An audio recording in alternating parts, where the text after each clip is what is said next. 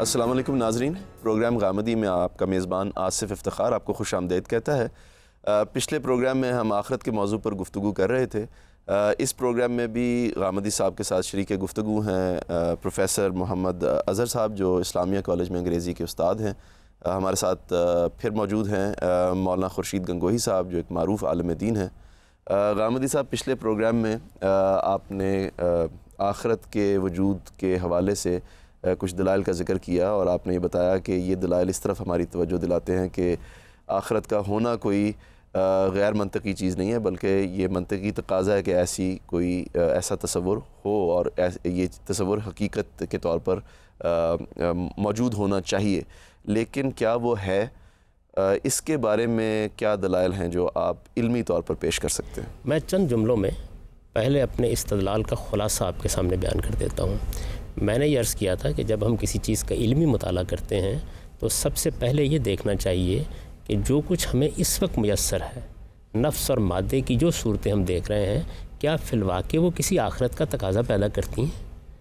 کیونکہ اگر وہ تقاضا ہی پیدا نہیں کرتی تو پھر تو وہ ایک بے معنی تصور ہوگا جو آپ ایک عقیدے کے طور پر ہم سے منوانا چاہیں گے۔ یعنی مجھے پیاس نہیں لگی ہوئی اور آپ پانی پر گفتگو کر رہے ہیں، مجھے بھوک نہیں ستا رہی اور آپ خوراک پر لیکچر دے رہے ہیں، تو یہ بے معنی ہو جائے گا۔ اس وجہ سے میں نے آپ سے عرض کیا تھا کہ قرآن مجید نے پہلے ان چیزوں کی طرف اشارہ کیا ہے جو آخرت کا تقاضا پیدا کرتی ہیں۔ چنانچہ ان چاروں چیزوں کو اپنے سامنے رکھ لیجئے جن کی ہم نے بڑی تفصیل کی تھی پچھلے پروگرام میں۔ ایک یہ کہ میرے اندر خیر و شر کا شعور ہے، خیر و شر کا شعور ان دونوں کے نتائج کو الگ الگ دیکھنا چاہتا ہے، یہ میں دنیا میں بھی دیکھتا ہوں۔ چنانچہ یہ بات اس بات کا تقاضا پیدا کرتی ہے کہ عالمی سطح پر بھی اس کا ظہور ہونا چاہیے۔ میرے اندر شدید انصاف کی خواہش ہے، یہ مجھے دنیا میں میسر نہیں آتا، میں اس کی تمنا رکھتا ہوں، اس کو پانے میں کبھی کامیاب نہیں ہوتا۔ میرے اندر یہ چیز تقاضا پیدا کرتی ہے کہ ایک ایسی عدالت برپا ہو جو عالمی سطح پر برپا ہو جائے، سب انسانوں کے لیے برپا ہو جائے اور اس میں مجھے کامل انصاف، پرفیکٹ جسٹس میسر آ سکے۔ میں جب اس دنیا کا مطالعہ کرتا ہوں تو میرے سامنے ایک طرف اس کی اتھاہ معنویت آتی ہے، اس کا نظم و ترتیب آتا ہے، اس کا حسن آتا ہے، اس کا جمال آتا ہے، اس کے اندر غیر معمولی حکمت آتی ہے، اور دوسری جانب اس کی بے مقصدیت اور ناتمامی آتی ہے۔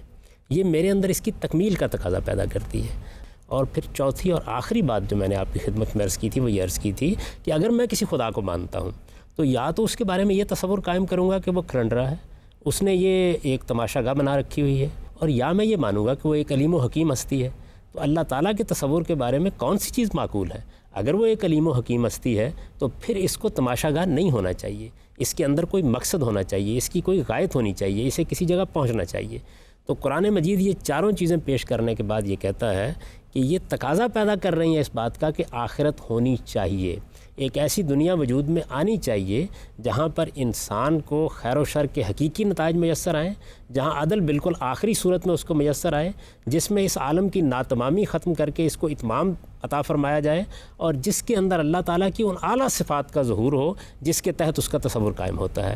ہونا چاہیے۔ اب سوال یہ پیدا ہوتا ہے کہ یہ ہے میں کیسے بدلا ہے؟ تو اس کے لیے آپ کو انبیاء علیہم السلام کی طرف رجوع کرنا پڑے گا۔ انبیاء علیہم السلام نے کیا کیا؟ دیکھیے، اللہ تعالیٰ قرآن مجید میں یہ بتاتے ہیں کہ ہم نے اس دنیا کی ابتدا جس شخصیت سے کی اس پر اپنی نبوت نازل کی، اس کو ہم نے یہ بتایا، اور اس کے لیے چونکہ یہ بالکل ایک تجربے اور مشاہدے کی چیز تھی، خدا سے ان کا براہ راست مکالمہ ہوا تھا، فرشتوں سے انہوں نے براہ راست بات کی تھی، ملائے اعلیٰ کے ساتھ ان کا براہ راست ربط ہوا تھا، اس وجہ سے انہوں نے اپنی نسلوں کو یہ حقیقت منتقل کی، بالکل اسی طریقے سے جس طرح آج ایک واقعہ میرے ساتھ پیش آتا ہے تو میں اسے تاریخ کو منتقل کرتا ہوں۔ لیکن زیادہ عرصہ نہیں گزرا کہ انسان نے آخرت کے تصور سے اپنے آپ کو الگ کرنا شروع کیا، وہ دنیا میں الجھنا شروع ہوا، اس نے آخرت کے تصور پر سوالات پیدا کرنے شروع کیے اور اس کو ماننے سے انکار کر دیا۔ قرآن مجید اس کی تاریخ بیان کرتا ہے، اور تاریخ بیان کرنے کے بعد یہ کہتا ہے کہ کان الناس امۃ واحدہ، یعنی لوگ بالکل ایک عقیدے پر تھے، ایک نقطہ نظر پر تھے، ایک ہی جگہ سے انہوں نے دنیا کی ابتدا کی، وہ مانتے تھے اس بات کو کہ اس کائنات کا ایک پروردگار ہے، اور مانتے تھے اس بات کو کہ ایک دن اس کے سامنے جواب دہ ہونا ہے، لیکن بتدریج انہوں نے انکار کرنا شروع کر دیا، ان میں اختلافات پیدا ہونے شروع ہوئے۔ جب یہ معاملہ ہوا تو قرآن مجید یہ بتاتا ہے کہ پھر نبیوں کا سلسلہ شروع کیا گیا۔ نبیوں کا سلسلہ شروع کر کے پہلے تو انسان کو توجہ دلائی گئی، جب وہ توجہ دلانے کے بعد، عقلی دلائل کے بعد، اور یہ جو میں نے امکانات آپ کے سامنے بیان کیے ہیں اور جو شواہد آپ کے سامنے رکھے ہیں، ماننے کے لیے تیار نہیں ہوا، اور اس نے یہ کہا کہ یہی دنیا ہے جس کے اندر میں جیتا ہوں، مرتا ہوں اور یہی مٹی میں مل جاتا ہوں۔ جب اس عقلی بات کو ماننے کے لیے تیار نہیں ہوا تو پھر جس طرح ایک سائنسدان ایک مفروضہ پیش کرتا ہے، پھر اس مفروضے پر عقلی استدلال کرتا ہے، شواہد پیش کرتا ہے، آپ ماننے کے لیے تیار نہیں ہوتے تو وہ ایک لیبارٹری کے اندر اس کا ایک چھوٹے پیمانے پر ٹیسٹ کر کے آپ کو دکھا دیتا ہے۔ اس کے بعد گویا وہ چیز تجرباتی شہادت کے درجے تک پہنچ جاتی ہے۔ اللہ تعالیٰ نے بھی بالکل یہی کیا۔ انہوں نے کیا کیا؟ یہ واقعہ نوح علیہ السلام کے ساتھ پہلی مرتبہ پیش آیا۔ جی غامدی صاحب، آپ فرما رہے تھے نوح علیہ السلام کے بارے میں قرآن یہ بتاتا ہے کہ ہم نے ان کو قوم کی طرف بھیجا اور ان کو کہا کہ اپنی قوم کو دعوت دو، دلائل کے ساتھ اپنی بات پیش کرو، ہر سوال کا جواب دو، لیکن ان کو یہ بتا دو کہ میں کوئی سائل کی درخواست لے کر نہیں آیا، میں وہ قیامت جو قیامت میں برپا ہونی ہے چھوٹے پیمانے پر یہاں برپا کروں گا۔ اگر تم ان اخلاقی ہدایات کو مانو گے جو میں تمہیں دے رہا ہوں تو نجات پاؤ گے، اور اگر نہیں مانو گے تو میرے سامنے تمہارے اوپر خدا کا عذاب نازل ہو جائے گا، وہی عذاب جس کی آخرت میں خبر دی جاتی ہے۔ چنانچہ وہ عظیم واقعہ ہوا جس کو آپ طوفان نوح سے تعبیر کرتے ہیں، یعنی وہ وقت آ گیا کہ وہ کشتی بنا رہے تھے اور یہ کہہ رہے تھے کہ اخلاقی قانون روب عمل ہونے والا ہے، جس کو اس میں سوار ہونا ہے وہ سوار ہو جائے، نجات صرف ان کے لیے ہے جو میری دعوت کو قبول کریں گے۔ جو لوگ سوار ہو گئے وہ سوار ہو گئے۔ اس کے بعد قرآن مجید یہ بتاتا ہے کہ ہم نے زمین کو حکم دیا کہ اپنا سارا پانی اگل دے، اور آسمان کو حکم دیا کہ اپنا سارا پانی برسا دے، اور پانی ایک خاص جگہ پر آ کر رک گیا، اور نوح کا بیٹا بھی اپنے آپ کو بچا نہیں سکا۔ وہ جزا و سزا جو قیامت میں برپا ہونی ہے چھوٹے پیمانے پر ہم نے اس قوم کے لیے برپا کر دی۔ قرآن مجید اس کی تاریخ سناتا ہے کہ یہ کم و بیش 313 مرتبہ دنیا کے اندر برپا ہوئی، پے در پے مختلف اقوام میں اس کو برپا کیا گیا۔ آخری مرتبہ یہ محمد الرسول اللہ صلی اللہ علیہ وسلم کے ذریعے سے برپا کی گئی، اور چونکہ معلوم تاریخ میں برپا ہو گئی۔ نوح علیہ السلام کا واقعہ، موسیٰ علیہ السلام کا واقعہ، شعیب کا واقعہ، قوم لوط کا واقعہ تاریخ سے پہلے کی چیزیں ہیں، یہ آپ کو مذہبی صحائف سے معلوم ہوتے ہیں، اس وجہ سے اس کے بارے میں آپ تردد میں مبتلا ہو سکتے تھے۔ آخری مرتبہ یہ محمد الرسول اللہ صلی اللہ علیہ وسلم کے ذریعے سے برپا ہوئی، اور چونکہ معلوم تاریخ میں برپا ہوئی اس وجہ سے نبوت کا بھی خاتمہ کر دیا گیا۔ یہ خدا کی طرف سے آخری اتمام حجت تھا، اس کے ذریعے سے وہ قیامت جو برپا ہونی ہے اس کو اس معلوم تاریخ کے اندر برپا کر کے دکھایا گیا۔ دیکھیے کیسے برپا ہوئی۔ ایک شخص کی بعثت ہوئی، وہ ایک یتیم کی حیثیت سے دنیا میں آیا، اس کے ساتھ کوئی فوج کوئی لاؤ لشکر نہیں ہے، اس نے 40 سال کی عمر میں آ کے نبوت کا دعویٰ کیا۔ سیرت اور کردار کو بھی تھوڑی دیر کے لیے الگ رکھ دیجیے، بے مثال تھا۔ قرآن مجید جیسی کتاب اس کے اوپر نازل ہوئی جو اپنی ذات میں ایک معجزہ تھی، اس کو بھی تھوڑی دیر کے لیے الگ رکھ لیں، لیکن اس نے بات کیا کیا کہ اس نے آ کر یہ کہا کہ دیکھو میں اللہ کے پیغمبر کی حیثیت سے آیا ہوں، میں رسالت کے منصب پر فائز ہوں، اس سرزمین عرب میں تم کو قیامت کی منادی کر رہا ہوں، اس میں بالکل وہی کچھ ہوگا جو قوم نوح کے ساتھ ہوا تھا۔ تم مجھ پر ایمان لاؤ گے، میری اخلاقی اقدار کی دعوت کو قبول کرو گے، سرفرازی پاؤ گے، دنیا کی حکومت تم کو منتقل ہو جائے گی، اور اگر تم نے اس کا انکار کر دیا تو اس زمین کے اوپر خدا کا عذاب تمہارے اوپر آ جائے گا۔ اور آپ یہ دیکھیے کہ اس کے بعد کیا ہوا، یعنی وہ ایک آواز، ایک تنہا آواز، جس کے ساتھ کوئی لاؤ لشکر نہیں ہے، جس کے ساتھ کوئی سلطنت نہیں ہے، جو کسی بادشاہ کے گھر میں پیدا نہیں ہوا، وہ ایک آواز ہے، وہ اس طریقے سے دنیا کے سامنے رکھے گی۔ قرآن مجید کو کبھی آپ پڑھیے کہ وہ کیسے اس کی تاریخ بیان کرتا ہے، وہ پورا کا پورا اصل میں اسی جزا و سزا کی داستان ہے۔ وہ بیان کرتا ہے کہ اس شان کے ساتھ یہ بات کہی گئی، اور جب کوئی تصور نہیں کر سکتا تھا یہ بات پوری ہو جائے گی، اس شان کے ساتھ کہی گئی کہ هو الذی ارسل رسولہ بالہدی والدین الحق لیظہرہ علی الدین کلہ ولو کرہ المشرکون۔ یہ خدا کا پیغمبر ہے، اس کو ہم نے کتاب دی ہے، اس کو ہم نے ہدایت دی ہے، اس کو ہم نے دین حق دیا ہے، اس کو ہم نے اس لیے بھیجا ہے کہ اس سرزمین عرب کے تمام ادیان پر اس کا غلبہ قائم ہو جائے گا، اور ان مشرکوں کی خواہش کے باوجود قائم ہو جائے گا۔ پھر دیکھیں کہ کس شان کے ساتھ وہ یہ کہتا ہے، یعنی ایک وقت آتا ہے کہ جس وقت پوری قوم نکال دیتی ہے، اس وقت جب وہ نکال رہے ہیں اس موقع کے اوپر آپ ذرا دیکھیے قرآن اعلان کرتا ہے انا اعطیناک الکوثر فصل لربک وانحر ان شانک هو الابتر۔ یہ تمہارے دشمن، یہ جڑ کٹے ہیں، ان کا نام لیوا کوئی باقی نہیں رہے گا۔ اس سرزمین پر اس بیت اللہ کو ہم نے تمہیں عطا کر دیا، یہ خیر کثیر تمہارے سپرد کر دیا ہے، یہ ہمارا فیصلہ ہے اور ہم اس کو سنا رہے ہیں۔ اس کے بعد دیکھیں کہ ایک ایک چیز کے بارے میں کس طرح پیشین گوئی کرتا ہے۔ یہ کہتا ہے کہ اذا جاء نصر اللہ والفتح ورأیت الناس یدخلون فی دین اللہ افواجا، تم دیکھو گے تمہارے سامنے اللہ کی مدد آئے گی، تم دیکھو گے کہ مکہ فتح ہوگا، تم دیکھو گے کہ اس کے بعد لوگ جوق در جوق خدا کے دین میں داخل ہو رہے ہوں گے۔ یہ ایک ایک لفظ میں یہ پیشین گوئی پوری ہوتی ہے، اور اس کے بعد بالکل ٹھیک اس طریقے سے آپ دیکھیے 10 ذو الحج کو، آپ جانتے ہیں کہ قرآن مجید کی جو ایک سورہ ہے سورہ توبہ، اس پر بسم اللہ الرحمن الرحیم نہیں لکھی جاتی، وہ آخری عذاب کی سورہ ہے، یعنی جو بات کہی گئی تھی وہ لفظ بلفظ پوری ہوتی ہے۔ اس موقع کے اوپر اعلان کر دیا جاتا ہے کہ اب تمام عرب کے مشرکین زمین سے مٹا دیے جائیں گے، جو ایمان لانا چاہتا ہے اس کے لیے 50 دن کی مہلت ہے، اور اس 50 دن کی مہلت کو ختم ہونے کے بعد قرآن کے الفاظ یہ ہیں فَإِذٍ سَلَخَ الْأَشْهُرُ الْحُرُمُ، جس دن یہ حرام مہینے گزر جائیں گے، 10 ذوالحج کو اعلان کیا جا رہا ہے، اور ظاہر ہے کہ اس کے بعد 50 دن ہوں گے، 50 دن کے بعد یہ مہلت ختم ہو رہی ہے۔ اللہ نے فیصلہ کر لیا ہے کہ ان اللہ مخزل کافرین، اللہ تعالیٰ ان منکروں کو ان کے انجام تک پہنچا دے گا۔ اس طریقے سے گویا آخری مرتبہ وہ قیامت جو وہاں برپا ہونے والی ہے وہ اس زمین کے اوپر برپا ہو گئی، اس کو برپا کر کے دکھا دیا گیا، پیغمبروں کے ذریعے سے اس کا ظہور ہوا، خدا زمین پر آیا، اس کی عدالت واقع ہوئی، اور آپ دیکھتے ہیں کہ کس شان کے ساتھ واقع ہوئی، بالکل انہی الفاظ میں جس طرح رسالت مآب صلی اللہ علیہ وسلم ہجرت کی شب کہہ رہے تھے سراقہ سے کہ میں تمہارے ہاتھ میں کیسر و کسرا کے کنگن دیکھ رہا ہوں، لوگوں نے دیکھا کہ وہ پیشین گوئی پوری ہو گئی، خط لکھا، خط پھاڑ دیا گیا، اس کے اوپر تبصرہ یہ کیا کہ اس کی سلطنت بھی اسی طرح ٹکڑے ٹکڑے کر دی گئی۔ یعنی یہ معاملہ جو ہے دنیا کی تاریخ میں کبھی اس طریقے سے نہیں ہوا، اس شان کے ساتھ ہوا، اور اس کو اس کائنات کے اندر محفوظ تاریخ میں منتقل کر دیا گیا، اور جب منتقل کر دیا گیا تو گویا یوں سمجھ لیجئے کہ آخری درجے میں خدا کی حجت اس کائنات کے اوپر پوری ہو گئی۔ آخرت ہونی چاہیے، اس کا تقاضا عقل کر رہی تھی، آخرت ہے، اس کو پیغمبروں نے برپا کر کے دکھا دیا، بالکل اسی طرح دکھا دیا جس طرح آپ لیبارٹری میں ٹیسٹ کر کے دکھا دیتے ہیں۔ میرے نزدیک تو یہ ایک تجرباتی حقیقت بن چکی ہے، اس کو محمد الرسول اللہ نے آخری مرتبہ برپا کر کے اس زمین پر دکھایا ہے۔ اخلاقی قوانین روبہ عمل ہوئے ہیں، اس کے نتائج 2 اور 2 4 کی طرح نکلے ہیں، جس دن نکلے ہیں اس دن وہ دنیا سے رخصت ہوئے ہیں، اس سے پہلے دنیا سے رخصت نہیں ہوئے۔ آپ ان شان کے الفاظ کو کبھی دیکھیے، خدا نے وعدہ کیا ہے تمہارے ساتھ، وعد اللہ الذین آمنوا لیستخلفنہم فی الارض، اس سرزمین میں تمہاری حکومت قائم ہوگی، اور وہ لوگ جو تمہارے مقابل میں کھڑے ہیں ان ظالموں کا زمین سے ہم کلا کما کر دیں گے۔ یہ ایک شخص نے کہا جس کے پاس کوئی فوج کوئی لال لشکر نہیں تھا۔ مارکس نے پیشین گوئی کی تھی، آپ جانتے ہیں اس کا حشر کیا ہوا تھا۔ ہٹلر نے پیشین گوئی کی تھی، آپ جانتے ہیں اس کا حشر کیا ہوا تھا۔ دنیا کے بڑے بڑے مفکرین نے اپنے بات کے اندازے لگائے، آپ جانتے ہیں کہ خدا نے کس طرح ان کو الٹ دیا۔ ایک بات جو اس تیقن کے ساتھ، اسی کان کے ساتھ، اس تحدید کے ساتھ، اس شان کے ساتھ کہی گئی، اور پھر کس اصول پر کہی گئی؟ محض واقعات کے اصول پر نہیں، خالص اخلاقی اصول کے اوپر۔ وہ لوگ کہ جو منکرین ہیں ان کو لازماً تباہ ہونا ہے، اور وہ لوگ کہ جو ایمان والے ہیں اور جو اخلاقی اقدار کی دعوت کو قبول کریں گے انہیں لازماً سرفرازی عطا ہونی ہے، تاکہ تم پر یہ بات واضح ہو جائے کہ اسی طریقے سے ایک دن اس پوری کائنات کے لیے بھی یہی قیامت برپا ہو جائے گی۔ یہ کیا تصور ہے اس میں جزا سزا کا کانسیپٹ ہے کیا؟ خاص طور پر بہت سارے لوگ یہ سوال کرتے ہیں کہ جی سزا اس میں بعض دفعہ بڑی غیر معمولی رکھ دی گئی ہے، جزا بھی بہت غیر معمولی رکھ دی گئی ہے، تو انصاف کس طرح سے ہوگا؟ کیا تصور ہے، کیا امیج ہے جو قرآن مجید ہمیں اس حوالے سے دیتا ہے؟ آخرت کے بارے میں قرآن حکیم نے جب بھی بات کی ہے، چونکہ انسان کی عقل جو ہے یہ انتہائی محدود ہے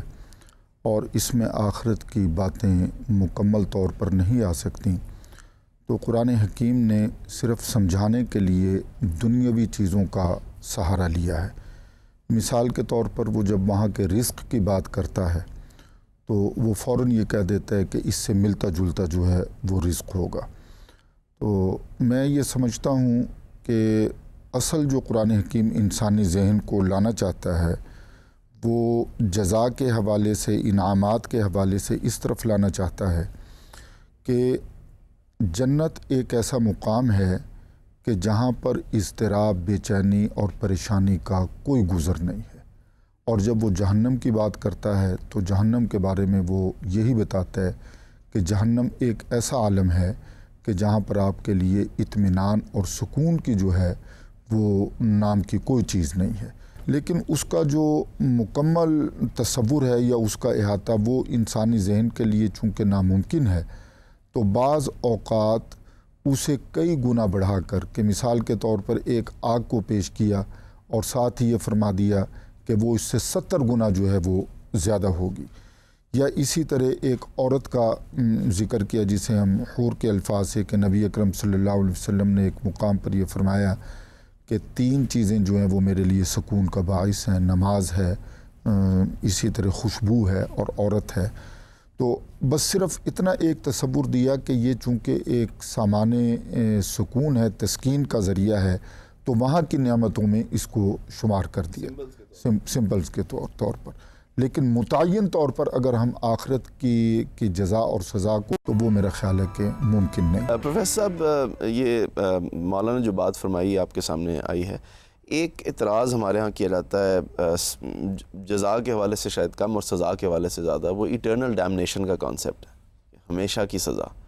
اور بہت سے لوگ مثلا رسل کا میں نے پچھلے پروگرام میں بھی ذکر کیا تھا، وہ اعتراض کرتا ہے کہ یہ تصور جو ہے یہ خود انصاف کے منافی تصور محسوس ہوتا ہے. تو یہ جو جزا اور سزا کا تصور ہے بذات خود، اس تصور میں آپ کوئی لاجیکل علمی پرابلمز محسوس کرتے ہیں یا آپ کے نزدیک یہ ایک ایکسیپٹیبل تصور ہے؟ لیکن غامدی صاحب کی بہت سی باتوں سے اتفاق کرتے ہوئے میں یہ تھوڑا سا جو ہے ایک اور نقطۂ نظر جو ہے وہ یہ ہے، جو جزا کا تصور ہے آخرت کے تصور کے ساتھ متعلق جو ہے، جزا زیادہ آپ دیکھیں اسکرپچرز میں تو وہ آفٹر لائف میں ہے، جبکہ دنیاوی جو جزا ہے وہ ملتی آپ کو نظر نہیں آ رہی. تو اس ڈیزائن میں، اس پلان میں جو ایک سوال ابھرتا ہے کہ آخرت جو ہے وہ بہت سے لوگوں کو تو نہیں دیکھی، بلکہ کسی نے بھی میرا خیال نہیں دیکھی. ایک آپ تصور کر سکتے ہیں اس میں ریوارڈ جو ہیں، جو جزا ہے وہ اتنی زیادہ رکھی گئی ہے کہ وہ کمپیئر ٹو آپ ادھر ارتھ پہ تصور کریں تو اتنی جزا نہیں ہے. یعنی کچھ نہ کچھ یہاں بھی ملنا چاہیے، کچھ نہ کچھ جو ہے وہ میرا خیال ہے اگر انٹینشنز ہیں ایسی کہ لوگ ورچوس ہو جائیں تو وہ ایگزامپل ایسا ہونا چاہیے کہ لوگ یہاں پہ جزا ملے اور لوگ کہیں کہ ہاں یہ بندہ ورچوس تھا، یہ بندہ پرہیزگار تھا، متقی تھا، اس کو یہ ریوارڈز ملے ہیں. جبکہ کمپیئر ٹو یہاں پہ سے کمپیئر میں بھی رینڈملی آپ کو یہاں پہ بھی ریوارڈز ملتے ہیں، لیکن آخرت میں ان کی تعداد بہت زیادہ ہے. جی. تو یہ اس کے سلسلے میں کچھ غامدی صاحب سوال ہے. میں دونوں ہی سوالات آپ سے کرنا چاہوں گا. یعنی یہ تو بڑا دلچسپ نقطہ ہے کہ کچھ نہ کچھ یہاں بھی خدا کو مائل بکرم ہونا چاہیے تھا، کیونکہ یہ تو محسوس ہے ایسا ہی ہوتا ہے کہ بہت ہی موٹیویشن کی نفی میں کھڑی ہوئی ہے دنیا. تو یہ کیوں ہے؟ اور دوسرا جو میں نے سوال کیا تھا کہ ایٹرنل ڈیمنیشن کا جو کانسیپٹ ہے، کہ جس طرح مولانا فرمایا کہ جہنم کا تصور ایسا تصور ہے کہ ثم لا یموت فیہا ولا یحیا، کہ نہ جی سکے گا انسان، نہ مر سکے گا، اور پھر وہ ایٹرنل ہے. تو اتنی سخت سزا کہ ایسا کون سا جرم ہو سکتا ہے کہ جس کے بعد جو ہے وہ انسان جو ہے وہ معافی کے کبھی بھی قابل نہ ہو؟ اگر دونوں سوالات کا آپ جواب دیں. میں پہلے پروفیسر صاحب کے سوال کو لے لیتا ہوں، اس لیے بہت دلچسپ ہے. دیکھیے بات یہ ہے کہ انبیاء علیہم السلام نے تو تصور یہی دیا ہے کہ یہ دنیا جزا و سزا کے لیے بنی نہیں ہے. اگر یہ جزا و سزا کے لیے بنی ہوتی تو پھر منکر کون ہوتا؟ یہ ابتلا کے لیے بنی ہے، آزمائش اور امتحان کے قانون پر بنی ہے. اسی لیے آخرت کو چھپا لیا گیا ہے اور آپ کے سامنے یہ دنیا ہے. اس دنیا کے اندر تو یہی ہونا چاہیے، ورنہ امتحان ہو نہیں سکتا. چونکہ اللہ تعالیٰ نے فیصلہ یہ کیا کہ وہ اصل میں تو ایک اور دنیا بنانا چاہتے ہیں. اس دنیا کا انہوں نے نقشہ کھینچا ہے قرآن میں. وہ یہ کہتے ہیں کہ یہ جو تمہیں زمین و آسمان نظر آ رہے ہیں اور تم دیکھتے ہو کہ مادے کے ڈھیر پڑے ہوئے ہیں اوپر، جیسے میں نے عرض کیا تھا کہ کروڑوں گنا بڑی زمینیں موجود ہیں لیکن ان پر کوئی زندگی نہیں ہے. وہ یہ کہتے ہیں جانتے ہو میں نے یہ کیوں رکھی ہوئی ہیں؟ اس لیے رکھی ہوئی ہیں کہ یوم تبدل الارض غیر الارض والسماوات، میں اس سارے مادے کے ڈھیروں کو اکٹھا کروں گا اور اس سے ایک نئی زمین اور نئے آسمان بناؤں گا، اور اس سب کچھ کے اوپر پھر میں اپنی وہ جنت تعمیر کروں گا جس جنت کے لیے میں تمہیں منادی کر رہا ہوں اور جس کی میں تمہیں دعوت دے رہا ہوں. یہ قرآن مجید میں بتاتے ہیں. اصل میں وہ دنیا انہوں نے بنائی. اس دنیا کے اندر داخل ہونے کے لیے دو صورتیں ہو سکتی تھیں. ایک یہ کہ جیسے ہم اس دنیا میں آئے ہیں اللہ کے فیصلے سے آ جاتے. دوسرا یہ تھا کہ جو کچھ وہ وہاں دینا چاہتے ہیں اس کو بربنائے استحقاق دیں، یعنی آپ اپنی محنت سے اس کو حاصل کریں. جب یہ فیصلہ کر لیا گیا اسکیم میں کہ محنت سے حاصل کرنا ہوگا، تو پھر جس طرح دنیا میں آپ قاعدے کے مطابق امتحان سے گزارتے ہیں، امتحان کے لیے یہ دنیا بنائی گئی. امتحان کے لیے جو دنیا بنائی گئی ہے، دیکھیے جس مقصد کے لیے بنائی گئی ہے، مجھے بتائیے اس کے لحاظ سے اس کے اندر آپ حرف اٹھا کے بتا سکتے ہیں؟ یہ سراسر امتحان ہے، یہ 24 گھنٹے کا امتحان ہے، یہ مہد سے لحد تک کا امتحان ہے. اس کے اندر ریوارڈ کہاں؟ یہ تو اصل میں بنی اس لیے ہے کہ اس کے اندر پے در پے آزمائش آئے آپ کے سامنے. اس میں نیکوکاروں کے گلے میں اگر ہاتھ ڈالے جاتے اور جیسے ہی آدمی نیکی کرتا اس کا نتیجہ نکل آتا تو اس کے بعد تو پھر امتحان ختم ہو جاتا. پھر تو انسانوں کے سامنے چنانچہ اللہ تعالیٰ نے جس طرح میں نے آپ سے ابھی عرض کیا کہ چند مرتبہ یہ کیا کہ اخلاقی اصولوں کو روبہ عمل کر دیا. جیسے محمد الرسول اللہ صلی اللہ علیہ وسلم کی بعثت کے نتیجے میں آخری مرتبہ دنیا کے اندر جزا و سزا برپا کر کے دکھا دی. یعنی جس کو آپ جزا کہتے ہیں، جن کو وہ ملنی چاہیے، ان کو ملی اور دنیا کی ایک عظیم سلطنت ان کو منتقل کی گئی. عرب کے بدو کیسر و کسرا کی سلطنت کے مالک ہوئے اور یہ محض کوئی تاریخی واقعہ نہیں تھا, کوئی سیاسی عمل نہیں تھا, اس کی ٹھیک ٹھیک ان لفظوں میں پیشین گوئی کی گئی جیسے میں نے آپ کو بتایا گیا کہ یہ اس طریقے سے واقع ہوگا, اس کی ترتیب یہ ہوگی اور اس طرح سے اللہ تعالیٰ کی دینونت اور جزا و سزا کا ظہور ہو جائے گا. یہ ہوا, لیکن باقی دنیا ابتلا اور امتحان کے اصول پر بنی ہے. ابتلا اور امتحان کا تقاضا یہ ہے کہ یہاں نتائج برعکس نکلیں, یعنی اگر نتائج یہاں پر اس طرح نکلنے شروع ہو جائیں تو پھر تو اس کے بعد کسی استدلال کی ضرورت باقی نہیں. صاحب یہ بات تو چلیں سمجھ میں آتی ہے کہ امتحان میں جب آدمی ہوتا ہے تو اس کو کسی چیز کی جزا کوشش ہی پر ملتی ہے, جنت تیری پہ نہائے تیرے خون جگر میں. لیکن یہ ایک ایسا امتحان ہے کہ جس میں جب سزا ملنے پر آتی ہے, یہاں بھی دنیا میں جب ہم ناکام ہوتے ہیں تو انسانیت تقاضا کرتی ہے کہ اس کو سزا دینے کے بعد اس کا معاملہ ختم کر دیا جائے. یہاں تو سزا ختم ہی نہیں ہو رہی. نہیں, دیکھیے بات یہ ہے کہ اس دنیا کے اندر ایام بدلتے رہتے ہیں, یعنی کچھ لوگوں کو اللہ تعالیٰ منتخب کرتا ہے شکر کے امتحان کے لیے, ان کے لیے راستے کھلتے چلے جاتے ہیں اور بغیر استحقاق کے کھلتے چلے جاتے ہیں. یہاں تو اصل میں کسی استحقاق کی بنیاد پر ہم آئے ہی نہیں ہیں, خالص خدا کی نعمت اور کرم ہے جس کی بنیاد پر زندگی مل گئی ہے. تو وہ زندگی چونکہ ابتلا کے اصول پر ملی ہے, اس وجہ سے اس کی نعمتیں بھی بعض اوقات اتنی بے پایاں ہوتی ہیں کہ ملتی چلی جاتی ہیں, اور بعض اوقات اس کی شقاوتیں اور اس کی تکلیفیں اور اس کی کلفتیں بھی ایسی ہوتی ہیں کہ وہ پے در پہ آتی چلی جاتی ہیں, اور اس کے بھی کچھ قوانین ہیں جن کے مطابق یہ آتی ہیں. چنانچہ قرآن مجید کی طرف میں آپ کو متوجہ کروں گا. قرآن مجید نے ایک بڑی اصولی بات اس معاملے میں کہی ہے. اس نے یہ کہا ہے کہ جو نعمتیں میں دیتا ہوں اس دنیا کے اندر وہ تو اللہ کی طرف سے ہوتی ہیں, یعنی اللہ تعالیٰ آزمائش کے قانون کے تحت وہ نعمت دیتا ہے اور دیکھنا چاہتا ہے, لیکن جو مصیبت آتی ہے من نفسک آتی ہے, یعنی اس کے کچھ قاعدے ہیں جس کے مطابق آتی ہے. یا آپ کی غلطی کی سزا کے طور پر آئے گی, یا آپ کے اندر چھپے ہوئے خیر و شر کو باہر نکالنے کے لیے آئے گی, یا آپ کو کسی ابتلا سے گزار کے کسی اعلیٰ درجے تک پہنچانے کے لیے آئے گی. وہ اصل میں آپ کے کھوٹ کو دور کرتی ہے اور آپ کو نمایاں کرتی ہے, اور یہ بتاتی ہے آپ کو کہ آپ کے اندر کیا اسرار چھپے ہوئے ہیں. اصل میں انسانی شخصیت کے اسرار اس آزمائش اور ابتلا کے بغیر نمایاں ہی نہیں ہوتے. یعنی وہ ظلم نہیں ہے, وہ ظلم نہیں ہوتا, وہ ایک ابتلا ہے جس کے اندر سے گزارا جا رہا ہے. ایک اور بات میں آپ سے عرض کروں, اس کو بھی قرآن مجید نے ایک سنت اللہ کے طور پر بیان کیا ہے. قرآن مجید یہ کہتا ہے کہ تم اپنے ضمیر کے اندر جھانک کر دیکھو کیا چاہتے ہو. اگر تو تم یہ کہتے ہو کہ جو کچھ میں دنیا میں کر رہا ہوں مجھے دنیا ہی میں اس کا اجر مل جانا چاہیے, تو میں پورا حساب بے باک کر دیتا ہوں, کر کے دیکھو.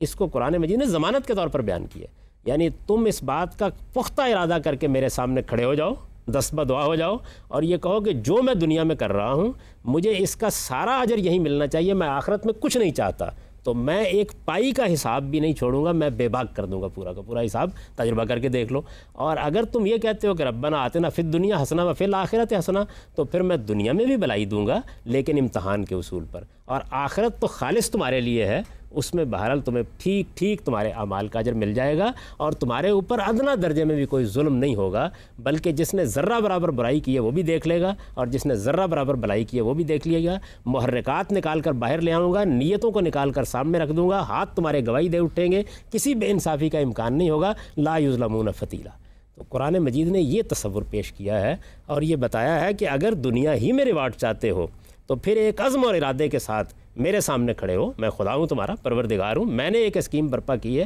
تم نے فیصلہ کرنا ہے, تم یہ کرو. اور اس میں قرآن کے الفاظ یہ ہیں کہ میں پورا کا پورا اجر دے دوں گا, یعنی ادنا درجے میں بھی حساب نہیں رکھوں گا, جو تم نے خیر کیا ہوگا اس کا ٹھیک ٹھیک حساب یہاں پہ بات کر دوں. مولانا یہ جو بات ہے کہ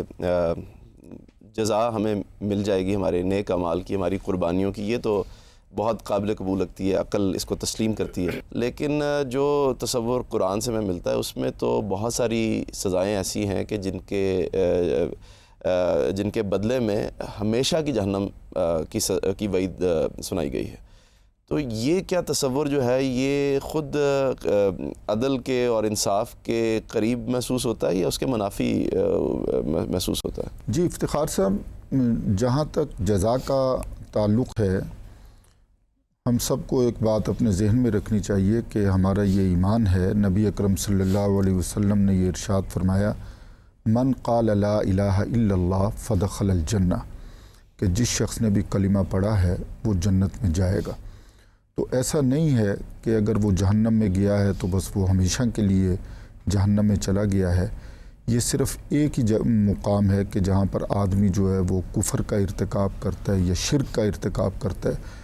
کیونکہ جنت کا جو داخلہ ہے یہ مشروط ہے ایمان کے ساتھ، اور ایک آدمی نے ایمان کا راستہ ہی اختیار نہیں کیا، یا اگر ایمان کا اس نے راستہ اختیار کیا تو شرک کی غلاظت کے ساتھ اس کو آلودہ کیا، تو یہ اس کے لیے تو دائمی اور ابدی جہنم ہو سکتی ہے۔ لیکن اس کے علاوہ جہاں تک عام مسلمان کا ایک تعلق ہے، اس کی جو اپنی کمی کوتاہی ہے وہ سزا کے راستے سے بھی پوری ہوگی، اور اس کے علاوہ بھی بہت سارے راستے ہیں۔ یعنی آپ یہ دیکھیے کہ یقیناً نبی اکرم صلی اللہ علیہ وسلم نے اعمال صالحہ پر اس حد تک ابھارا کہ خود اپنی محبوب ترین صاحبزادی حضرت فاطمہ رضی اللہ تعالی عنہا سے یہ فرمایا کہ تم اس خیال میں نہ رہنا کہ تم میری بیٹی ہو، تم اپنے اعمال کی فکر کرنا۔ بالکل اسی سے ملتی جلتی بات آپ نے اپنی پھوپھی حضرت صفیہ رضی اللہ تعالی عنہا سے فرمائی۔ ایک دفعہ بنو ہاشم کے بہت سارے سردار تھے، ان کو یہ بات فرمائی کہ دیکھو بھئی یہ دارالعمل ہے اور تمہیں مہلت عمل جو ہے یہ میسر ہے، آخرت کی تیاری کرو، اس گمان میں نہ رہنا کہ تم مجھ پر ایمان لائے ہو اور میں آخرت میں تمہارے کسی کام آ سکوں گا۔ اس سب کے باوجود کہ اللہ کے نبی اللہ کے رسول نے اعمال صالحہ پر بہت زیادہ ابھارا، مگر ہمارا اس کے باوجود یہ عقیدہ ہے کہ اگر اعمال کے حوالے سے ہمارے اندر کوئی کمی کوتاہی رہ گئی ہے تو یہ ضروری نہیں ہے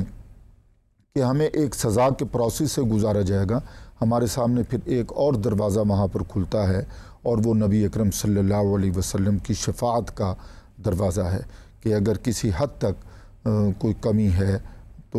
وہ نبی اکرم صلی اللہ علیہ وسلم کی شفاعت سے جو ہے وہ جنت کا داخلہ ممکن ہوگا۔ تو یہ ایسی بات بالکل نہیں ہے کہ دائمی جہنم جو ہے وہ سب کے لیے لکھ دی گئی ہے، صرف یہ ہے کہ اگر ایمان کی شرط موجود ہوگی تو جنت میں جانا یقینی ہوگا۔ غامدی صاحب، یہ بہت سارے سوالات جمع ہو گئے، اگر آپ ان کو ایک ترتیب میں ان کا جواب ہمیں دیں۔ دیکھیے بات یہ ہے کہ کس جرم کی کتنی سزا ملنی چاہیے، اس کے لیے اس وقت تک تو انسانی عقل کوئی معیار نہیں تلاش کر سکی۔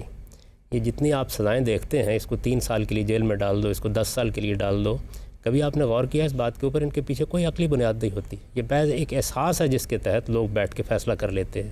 اور وہ خیال کرتے ہیں کہ اس طرح جرائم رک جائیں گے۔ اس سے زیادہ اس کی کوئی علمی اور عقلی بنیاد دریافت کر لی گئی ہے؟ بالکل ایسا نہیں ہے محمد صاحب، لیکن اس میں یہ بات ضرور ہے کہ کوئی بھی آدمی موجودہ عدالتی نظام کے اندر جو انٹرنیشنل جسٹس ہے اس میں ایٹرنل پنشمنٹ کا کوئی کانسیپٹ نہیں ہے۔ یہ مجھے اجازت دیجیے میں آپ کی بات کا جواب دیتا ہوں۔ تو میں یہ گزارش کر رہا تھا کہ اس کی کوئی علمی اور عقلی بنیاد نہیں ہے کہ سزا کتنی ہونی چاہیے۔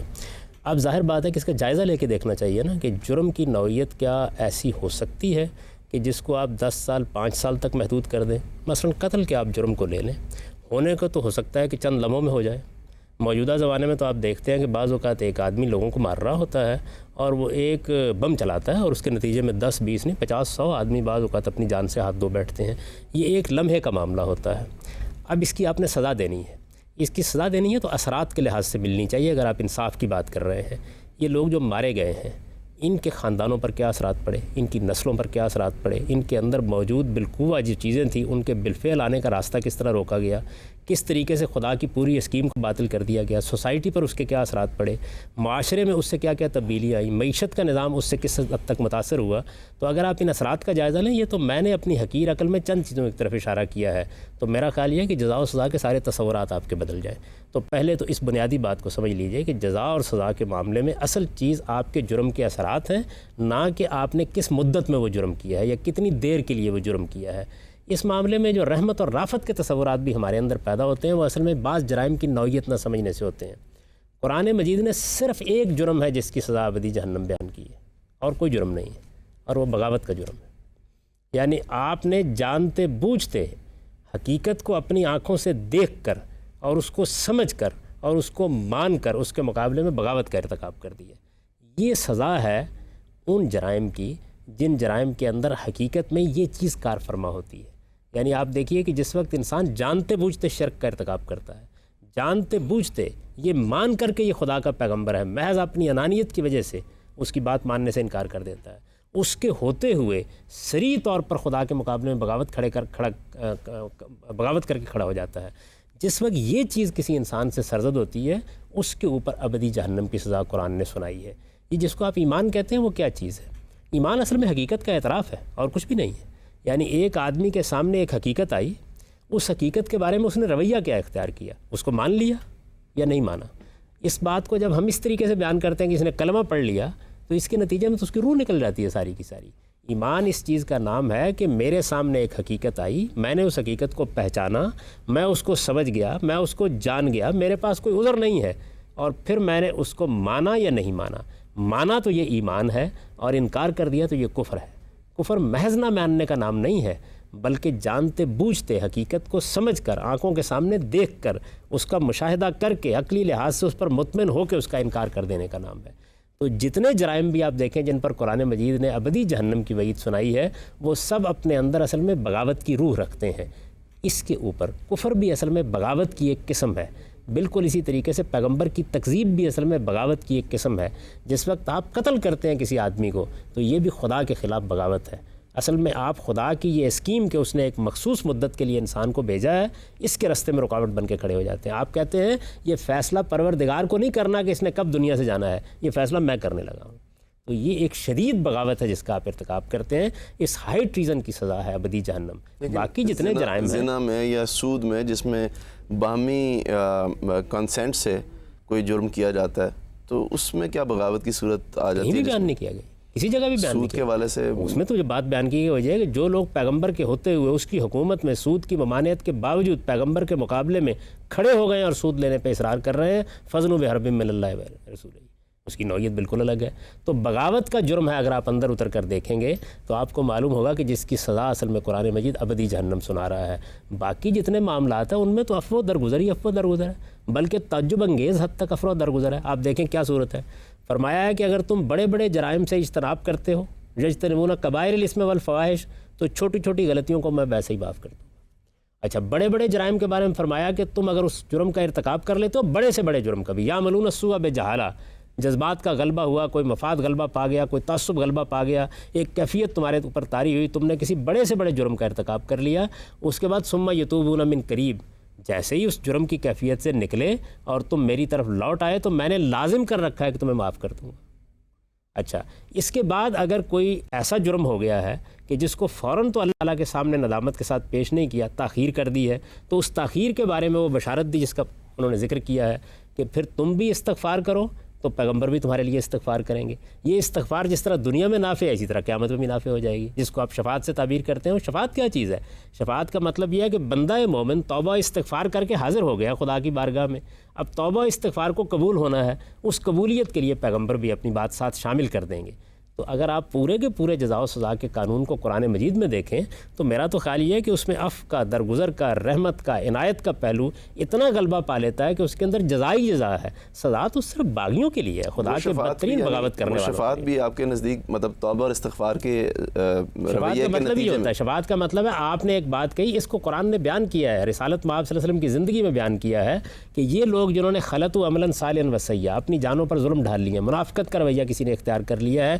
یہ آئیں، یہ آ کے معافی مانگے، اور کہا کہ پیغمبر بھی ان کے لیے معافی مانگے۔ یہ نعمت دنیا میں وہاں حاصل ہوتی ہے، آپ پیغمبر پر ایمان لاتے ہیں تو آپ کے لیے استغفار کرتے ہیں، آپ سے کسی جرم کا ارتکاب ہوتا ہے، آپ ان کی خدمت میں حاضر ہوتے ہیں، کہا ہے نا کہ پھر وہ آپ کی بارگاہ میں آ جائیں، آپ ان کے لیے استغفار کرتے ہیں، ان کا آنا ان کی توبہ ہے، آپ کا استغفار اس کے ساتھ گویا ایک چیز کو شامل کر دیتا ہے۔ یہی صورتحال قیامت میں بھی ہوگی۔ تو قیامت میں شفاعت باغیوں کے لیے نہیں ہے، ان لوگوں کے لیے نہیں کہ جو بغاوت کا ارتکاب کر کے کھڑے ہوں گے، ان لوگوں کے لیے ہے کہ جنہوں نے حقائق کو مانا، حقائق کو ماننے کے بعد ان کے مطابق زندگی بسر کرنے کی کوشش کی، ان سے گناہ ہوئے، بڑی سے بڑی غلطی ہو گئی، بڑی سے بڑی کوتاہی ہو گئی، فوراً توبہ نہیں کی، فوراً اگر رجوع کر لیا تو وہ تو خدا تعالیٰ نے خود فرما دیا کہ میں نے لازم کر رکھا ہے کہ معاف کر دوں گا، لیکن توبہ میں تاخیر کے بعد بہرحال وہ نادم ہو کر لوٹ آئے ہیں اور انہیں خدا کی طرف رجوع کیا ہے، تو پیغمبر بھی اور صالحین بھی، نیکوکار بھی، ان کے لیے جو بات فرمائیں گے وہ گویا ان کے لیے ایک طرح سے اللہ تعالیٰ کے حضور میں عفو درگزر کا ذریعہ بن جائے گی۔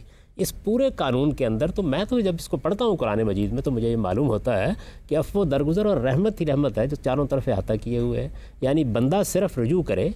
اکڑنے کے لیے آمادہ نہ ہو جائے، استکبار میں مبتلا نہ ہو۔ دیکھیے قرآن نے کیا کہا ہے، قرآن مجید نے یہ کہا ہے کہ وہ آدمی جو تکبر کے ساتھ حق کے مقابلے میں کھڑا ہو گیا، مستکبر ہے،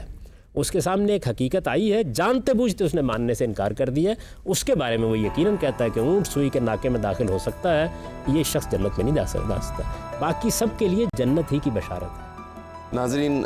میں اپنے شرکاء کا بہت ممنون ہوں، انہوں نے بہت سیر حاصل گفتگو کی. مجھے امید ہے کہ اس پروگرام سے آپ بھی مستفید ہوئے ہوں گے. اگلے پروگرام تک کے لیے اجازت چاہتا ہوں. اللہ حافظ.